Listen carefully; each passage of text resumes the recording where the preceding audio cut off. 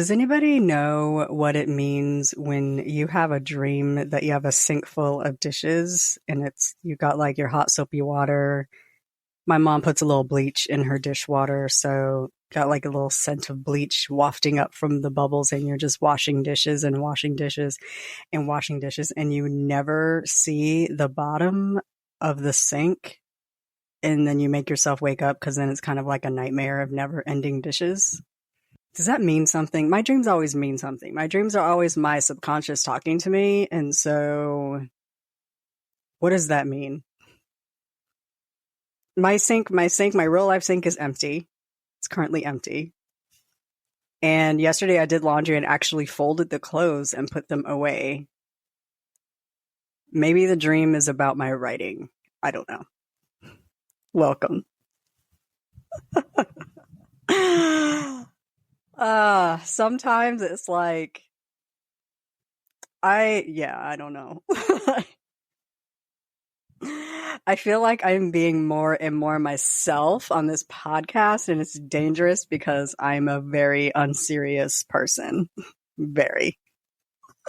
Welcome back to the Bookcast. This is my platform for sharing short fiction and updates on what I'm reading and writing. This is episode 44. I am D.L. White, Atlanta-based author of 11, working on number 12, but 11 contemporary Southern and romantic fiction novels featuring Black men and women. I am also a big fan of books. So we usually begin with the book report, and then we talk about writing. I'm currently working on a Black Diamond novella, and we'll get into that in a few minutes. If you're new here or a seasoned listener, a bibliophile, or just looking for a good read, I hope you'll enjoy today's show. I'm so happy to have your ears for this time, and I am excited to share my love of reading and writing books with you. Writing. Yes, we are writing. If you want to show your support for this podcast or for me as an author, you're most welcome to do so. Thank you so much to my first monthly supporter, Karen the Reader. Hey girl, hey, thank you. I have one monthly tier at the moment. It's all I can handle. It's a $5 show of support. It does not currently have any rewards attached to it, but I'm thinking ahead on how I want to build a benefit into that level of support, like a bonus, a supporters only episode, maybe, a monthly chat, early access to upcoming work, etc. If you would like to show support, please visit my support site at buymeacoffee.com/books by D.L. White. You can offer a one-time or recurring gift, and you can cancel at any time. The other way you can show support is to buy the books.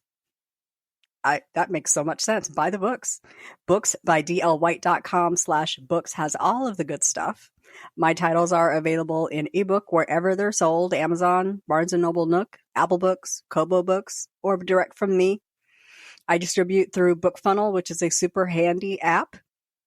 You can go to payhip.com/booksbydlwhite to put your eyes on all the goods. They're also available on subscription sites like Scribd and Kobo Plus. Let me tell you, I dug into Kobo Plus this weekend, and it is indeed going to be a game changer. I added some books that I didn't have access to on Scribd and aren't at my library, so yahoo! So they're available also to request at your local library. And please do let me know if you request them at your library and you're notified that they are added to circulation. I love seeing that. Libraries buy books. So request my books at your local library. I keep them pretty cheap. So select titles are also available in print and audio directly from me at payhip.com/books by D.L. White. I should also add that they are available in ebook and audio at Kobo Books. If you subscribe to Kobo Plus, you get pretty much unlimited ebooks and audio. So you should definitely look into that. If you order a print title, I will throw in a little bit of free swag, whatever I have stashed away from my good friends of the book. Today we will start with the book report as always. Then I want to talk about progress on Elysium, my Black Diamond novella. I am on vacation, so I'm chilling. So no rants this week. Keep that blood pressure down, man. Keep that blood pressure down. Today is Saturday, May 27th. It is 8:41 a.m. I'm early this week. It is a sunny day in the A. I have a microphone, and I am ready to dig in. But first, coffee.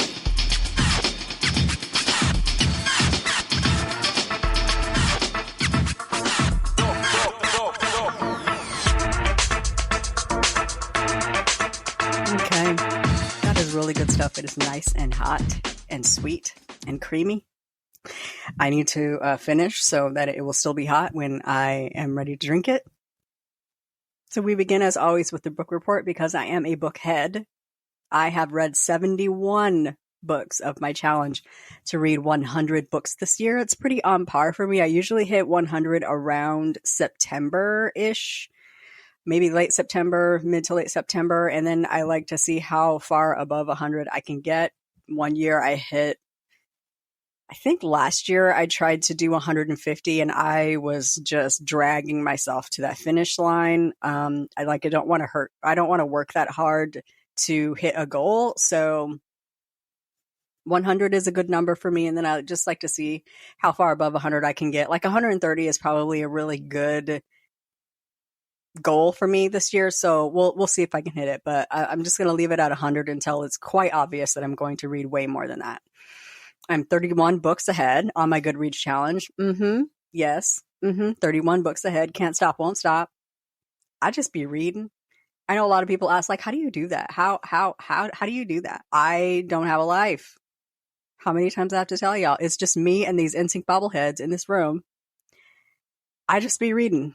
I read all the time. I get up and I turn on a podcast or a book and I listen to a book or a podcast in the morning. And even if I'm reading a Kindle book, I ask Siri or I ask, my Kindle app thing to read it aloud to me. I might read along.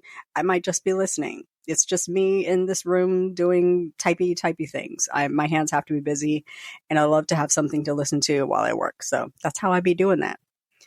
This week, I finished The Remnants of Love Left Behind, a Ganton Hills romance standalone by Aubrey Pinn. I also finished Before the Dawn by Beverly Jenkins. I'm still in my Beverly Jenkins reread era. And then I decided that I needed some inspiration because, as you all know, I have been digging deep into Robert Dugoni. And I have read 9 crime fiction novels in a row. And I said, you know what, sis, you probably need to get into some romance if you're reading a romance, because it's real hard to be thinking about lovey, gooey, gushy stuff when you're wondering what happened to the murdered girl from that last book that you read. So get into some romance, right? So I asked for recommendations on Twitter for black romances, blackety black, you so black books where the couple meets online. They have a long distance relationship. That's the mood that I want to get into. I got a lot of great recs and I will link to them in the show notes. It's a Twitter thread. So I got a lot of great recs. So I have a lot of books to dig through. I'm looking for inspiration. I'm looking for books to give me ideas. I am not looking to copy anybody's work. I am looking for books that are like, okay, they talked about that while they were chatting online, or this is how it was when they first met. How can I create that kind of emotion? How can I set this kind of mood? How can I bring my characters to a similar brink? That's where I'm going. So I got a lot of recs and I started with Anonymous Acts by Christina C. Jones. It features a couple that met online in a chat room. And then a book called Fucking Fall in Love, Friends and Lovers #1 by Nicole Falls. They met when the heroine was out of town and they end up having a long distance relationship. Both were good reads. So I was very happy with that. So there was 4 books that I read this week. This week I am reading A Chance at Love by Beverly Jenkins. I am already loving it. And then I'm going to read The Neighbor Favor, which is a book by Christina Forrest, which also was recommended to me in my rec thread about couples who have a long distance relationship or meet online. I'm very excited about that. Both of those I'm going to do audio. So the writing update is that I'm writing. Yeah. So that's it. Thanks for joining me for this week of the Bookcast. I'm kidding. I'm writing. I am making progress. My brain is braining. The characters are talking. They're in my mind. They're talking. They're revealing traits and details. The more that I go over and over the chapters, I do not know how many words I wrote this week. I don't count words. I count chapters. I do count words. Like at the end of each session, I'll usually be like, hey, I wrote 1,300 words. I wrote 1,100 words, but I don't count them up like for the week. So I don't know how many words I wrote this week because I will write 1,100 and then delete 9,000. So I don't know. I count chapters and I have made it to chapter 4. My process is a lot of 1 step up and 2 steps back, which probably annoys a lot of writers, but it is my process. It is how I work. There is a big rule that you're not supposed to edit as you go. You just type, keep going forward, keep moving, keep going. Nothing to see here. That's not how I work. Because for me, having to go back and fix something in chapter 1, like well after I have hit like chapter 26 sounds like torture to me. I would rather fix it while I'm thinking about it. Like everything from chapter 1 through chapter 4 needs to be set because that's what's going to feed chapter 5, 6, 7, 8. Everything builds on each other for me. So everything has to flow. So I will typically, when I open up my document, go back to the last chapter that I wrote because it's the last chapter is always going to be like something I just tossed up there, like words on page. They don't even make sense. Just words. It's just like a skeleton of a chapter. Then I need to think about it. How do I want to enhance it? What am I trying to say? What is important in this scene? What's the goal of the scene? What are the emotions I'm trying to bring out? How do I bring all of the senses, the feelings, the emotions into this chapter? And that's when the creative things start happening. So then I might sit back. So since I just started chapter 4, it's really like just piecemeal action. I'm just trying to move the story forward, but I'm going to go back to chapter 3 and kind of shore up some things that I've been thinking about, add words, delete words. And then I'm ready to move on to chapter 4, smooth it out, add more detail, add more scenes, really get that to a point where I have accomplished the goal of that chapter and I am ready to bridge to the chapter after that. And then I'm just going to throw some words on the page, get me a skeleton of chapter 5, just kind of bridge the gap there, really think about what I've got. And then the next time I open my doc, I might go back to chapter 3, fix a couple things, really dig into chapter 4, make sure it's what I want, and then slide into chapter 5 and get it working. That process probably drives a lot of writers crazy. And let me just tell you something. I don't care. I don't care. That's how I work. That's how it has to work for me. That is how I've written every book. I've written 11 books now. I think it kind of works for me. So that's where we're going. So I'm almost to the point where Vance and Athena are ready to meet in person. That's really what I'm focusing on right now. And I had this kind of moment in Hey Lover that really had me at a standstill for weeks, where 2 people that had split some time ago, they meet up again years later. And like, what is that moment when you see a person that you haven't seen in a long time, and there's obviously residual care, there's residual feelings, there might be hurt, there might be anger, but there's also curiosity about that person. Who are they now? Where have they been for the last however many X years? Like, what's that moment when they first see each other? What is that moment going to be like? Vance and Athena met online. They have not yet met. And so that moment when they meet each other, like, it has to be right. And I know I'm not going to hit it. I'm not going to hit those notes the first time I write that chapter, but I want to give it like a sense. I need something to build on. And so that's I'm working on, that moment that they meet. How do I involve all of the senses, bring all the feelings to the forefront, put them into words, and convey that on the page? Writing is hard. So that's where I am. That's what I'm working on. So I noted earlier I'm on vacation. So I've been trying to spend a lot of time reading for inspiration. trying to relax, like put my brain into like relax mode and not like work like a dog mode. I'm hoping to get Vance and Athena at least to the island before I hit the writing challenge, so that I can put all those words that during the Word Makers challenge, I can put all those words towards writing a romantic 3-day vacation for my couple. So I'm kind of excited about that. But I did roll into Chat GPT and ask it to plan me a romantic beachfront 4-day, 3-night itinerary for a vacation. So I have lots of ideas to jump off of, to bring into my document. So we'll see where I end up, but that's the plan. Cross your fingers. Wish me good luck, good writing vibes, and lots of Skittles.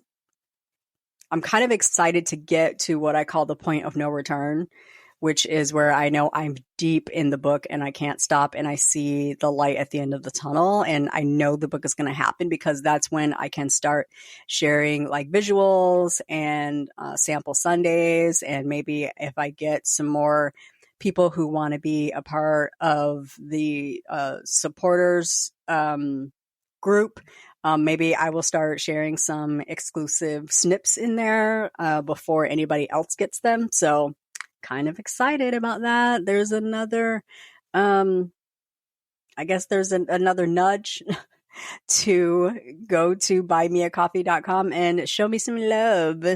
Give us a love offering. Show, some support. I only have one tier. It's a $5 tier. So moving on.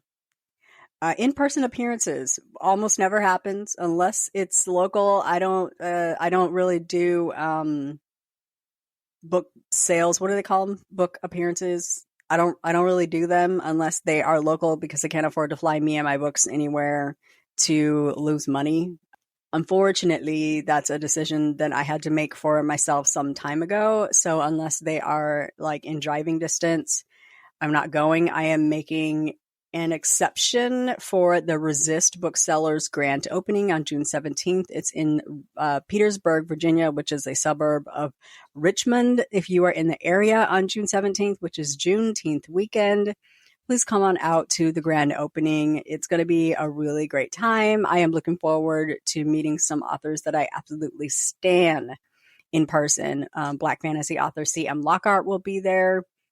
Romance author Danielle Allen will be there. My favorite podcaster, Audra Russell, with Between the Reads and Staying on Code will be there. I know there are some people that are coming to peruse the store, to proverbially break the champagne bottle over the bow of that ship.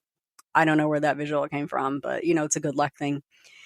So I'm excited. It's going to be like a little reunion. I haven't seen Demetrius, who owns Resist Booksellers, since year before last. I spent my birthday up in the DC area. We had a really great lunch and such a great talk. So hoping to see a lot of good people. It's going to be a great time. I am really looking forward to being in the building. So if you are in the area or can get to the area, I implore you to please come out. I will be slanging books. So come on out. You can buy some books and I will sign them. Really super looking forward to that. So, well, it's a short one today. Look at me in like under 30 minutes. That brings us to the end of today's episode. Thank you for joining me for another episode of the Bookcast. I'll be back next week with a reading update and a writing update, because I am on vacation, and yes, I am writing. Please enjoy this weekend. Have a superlative week, and we'll chat again next weekend. Bye-bye.